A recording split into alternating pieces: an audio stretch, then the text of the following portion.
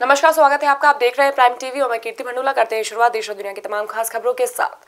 लखनऊ में सीएम दफ्तर के सामने आत्मदाह का प्रयास करने वाली मां बेटी के मामले में बड़ा खुलासा हुआ है। पुलिस का कहना है कि दोनों महिलाओं द्वारा उठाई ये कदम एक आपराधिक साजिश है। इस मामले में दर्ज एफआईआर में दोनों पीड़िताओं ने जो बयान दर्ज करवाया है उसके अनुसार 4 लोग नामजद किए गए हैं।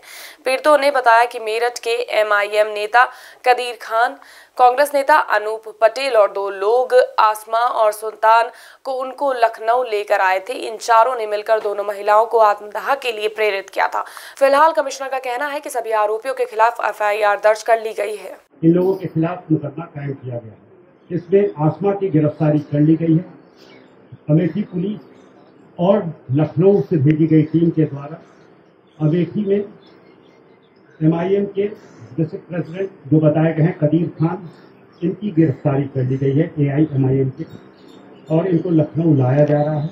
हम इनको फिर पुलिस कस्टडी रिमांड पर मिलेंगे और अधिक जानकारी प्राप्त करेंगे। अन्य लोगों की गिरफ्तारी का प्रयास किया जा रहा है। यह भी देखा जा रहा है कि क्या इसमें किसी और व्यक्ति का रोल है जिसने इनको इस तरह।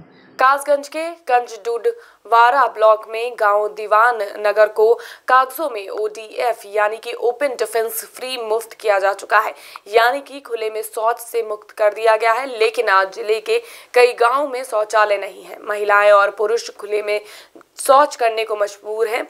ग्रामीणों का कहना है कि जगह जगह कीचड़ और गंदगी का अंबार लगा हुआ है। कई बार ग्रामीणों ने अधिकारियों से इस मामले में शिकायत की है, लेकिन अभी तक कोई कार्रवाई नहीं हुई है। वहीं डीपीआरओ ने संज्ञान लेते हुए जांच के आदेश दिए हैं। आरोप है ग्राम प्रधान विद सेक्रेटरी और जो हमारे यहाँ के रोजगार हैं। दिक्कत ये है कि यहाँ से लेके जो वीरेश का घर है, यहाँ से लेके पन्ना लाल के घर तक इंटरलॉक निकाली गई है जी। और उसको लगभग 6 महीने हो गए निकाले हुए, और यहाँ अभी भी कोई भी कार्य नहीं हुआ है। मेरा आरोप ये है कि सन 2019-20 में नेट पर इन्होंने मेन रोड से माता मंदिर तक का खरंजा नाली निर्माण दिखाया है और 4 लाख रुपए दिखाया है। इसमें एक ईंट नहीं लगी है। पूरा 4 लाख रुपए का गबन किया है। साल किया गया था। बेसरण जितने परिवार आते थे उनको सबको शौचालय बनाया गया है। शौचालय ग्राम पंचायत स्तर से बनाया जाता है। ग्राम पंचायत धनराशि उपलब्ध कराई जाती है शासन से, और उसमें शौचालय बनाए गए हैं। और क्वालिटी की बात जो आप कर रहे हैं उसको दिखवाया जाएगा, और जो भी इसमें दोषी होगा उसके विरुद्ध कार्रवाई की जाएगी। लेकिन कुछ परिवार उस समय छूट गए थे, उनको एलओबी फेज 1 और 2 और एनओएलबी के माध्यम से शौचालय पुनः बनवाया जा रहा है, और सभी गांव वर्तमान में शौचालय से संतुष्ट हैं। हरदोई के डीएम पुलकित खरे ने संचारी रोग अभियान के अंतर्गत शहर का निरीक्षण किया। इस दौरान उन्होंने शहर की साफ सफाई और व्यवस्थाओं को देखा, साथ ही शहर में हो रहे सैनिटाइजेशन की गाड़ियों को भी रवाना किया। वहीं कई जगहों पर लगे गंदगी के अंबार को देखकर डीएम ने नगर पालिका ईओ को दिशा निर्देश दिए। उन्होंने कहा कि शहर में जगह जगह डस्टबिन को रखवाया जाए, जिससे शहर में साफ सफाई और स्वच्छता बनी रहे। ललितपुर में प्रदेश सरकार के निर्देश पर भूमाफियाओं के खिलाफ कार्रवाई चल रही। कई लोगों की जमीन पर अवैध कब्जा हटा दिया गया है, लेकिन कुछ इलाकों में अभी तक ग्रामीणों की जमीन पर माफियाओं का अवैध कब्जा है। इस कड़ी में अब एक पीड़ित अपने अपहृत भाई की तलाश कर रही है, और उसका कहना है कि अवैध कब्जे के चलते ही कुछ रसूखदारों ने उसके भाई का अपहरण करवा दिया है, और अवैध कब्जा करने के मामले में उसने राज्य मंत्री के बेटों के नाम को भी शामिल किया है। पीड़िता ने अब एसपी के साथ कांग्रेस के पूर्व मंत्री को शिकायत पत्र सौंपकर कार्रवाई की मांग की है। उनको गौशाला के पास मसौरा खुर्द पे इंटर कॉलेज बना रहे थे, तो कम से कम उनने पूरी ग्राम समाज की जगह में बाउंड्री बना ली, रास्ताएं बंद कर दी, और उते वही मुरम से अवैध खनन करके वो अपने कॉलेज को समतलीकरण कर रहे। तो वो चीज़ के लाने भी मुरम जहाँ चाहे से खोद रहे, बिल्कुल कोई भी रोक टोक नहीं है। वो चीज़ को विरोध कर रहे थे कि भैया रास्ता तो छोड़ दो कम से कम, तो भैया को बस मुंह में कट्टा अड़ाओ और मार कूट के और ले गए।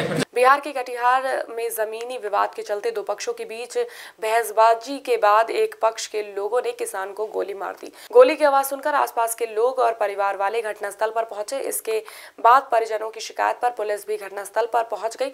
पुलिस ने शव को जांच के लिए भिजवा दिया है। साथ ही मृतक की पत्नी के शिनाख्त पर नामजद लोगों के खिलाफ केस दर्ज कर लिया गया है।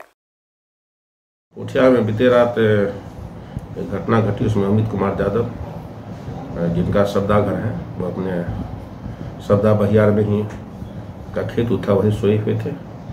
उसी में अज्ञात आदमी जैसे उसकी हत्या कर दी है।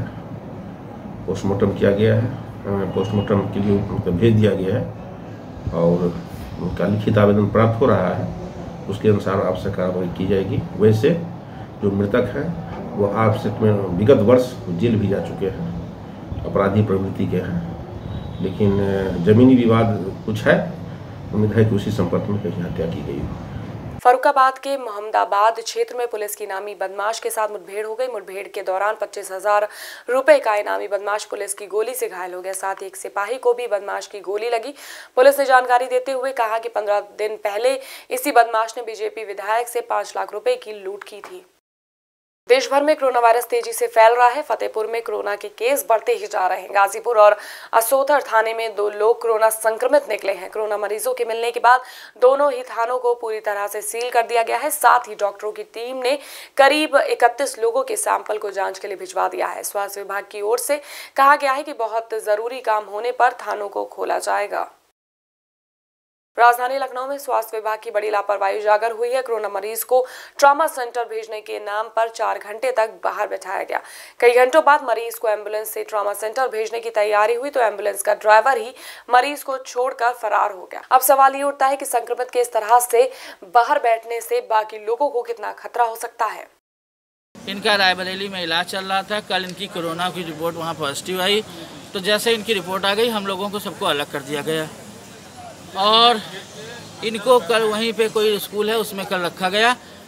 आज पता चला कि इनको लखनऊ भेज रहे हैं और ये हुआ कि आप लोग कुछ नहीं जा सकते हैं। हम लोग रुक गए कि अपनी अपनी जांच करा लेंगे, चूँकि 2 दिन साथ में रहते इनके। यहाँ ये आए हैं जब 1 बजे करीब, तो इनको यहाँ कोई नेफ्रोलॉजी वार्ड है, उसके बाहर भी कोई कोविड का कुछ बना है, तो उसमें रूम नंबर 10 में इनको घंटे 1.5 घंटे रखा गया। उसके बाद इनको उससे कहा गया कोविड वार्ड चलो, और ये आ गए और कोविड वार्ड में से इनको निकाल दिया गया। इनसे कहा गया तुम्हारे पास सीएमओ लखनऊ का लेटर नहीं है और आप बाहर जाइए, जो भी कुछ कीजिए। ये कम से कम 4 घंटा 5 घंटा हो रहा भैया। 2 घंटे बाद तो हम लोग वहाँ से जब ये बताए हैं तो अब हम लोग रायबरेली से किस तरह चले हैं। अभी मैं बस आके खड़ा हुआ हूँ, ये देखिए। अब ये इनको बताए बाहर जाओ, अब आप लोग दिखवाइए कुछ। इसी तरह बैठे हुए हैं यहाँ पर। हाँ, इनका क्या है। अब इनके जो फाइल आई थी वो इनके पास नहीं है, इनकी एम्बुलेंस में नहीं है, वो गायब है। इनके पास सिर्फ एक पेपर बचा है। बिहार के कटिहार में समेली प्रखंड के पास अज्ञात बदमाशों ने महंत पर धारदार हथियार से हमला कर दिया। बदमाशों के इस जानलेवा हमले से महंत बुरी तरह से घायल हो गया। ग्रामीणों की मदद से महंत को इलाज के लिए अस्पताल में भर्ती करा दिया गया है। इलाज के बाद डॉक्टरों ने महंत को खतरे से बाहर बताया। जानलेवा हमला करने के आरोप में महंत ने 5 लोगों के खिलाफ शिकायत दर्ज की है। 11:30 बजे के करीब हम पूरी नींद में सो गए थे।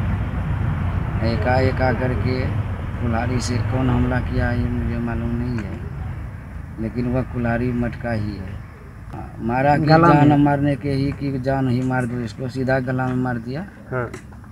और प्रभु परमात्मा की कृपा से बच गए किसी तरह से। जानकारी नहीं है, लेकिन ये मठ में जो रखा हुआ सामान है, हाँ, वो मठ छोड़ करके किसी आदमी को जानकारी नहीं है। जमीन जगह है, पैसा कौड़ी है, तो क्या करें आप, पता नहीं उनका क्या लक्ष्य था, उनका इच्छा।